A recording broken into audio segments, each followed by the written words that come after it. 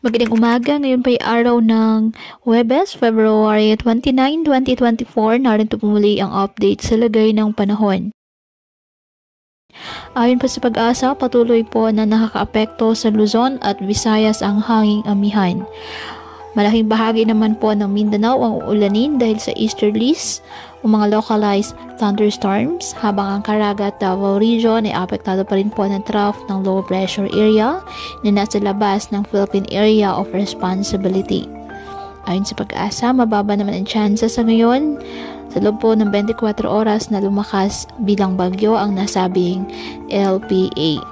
Ngayong araw, ang Mindanao, asahan na maulap na halangitan na may kalat-kalat na pag-ulan at thunderstorms dahil po sa trough ng nasabing low pressure area.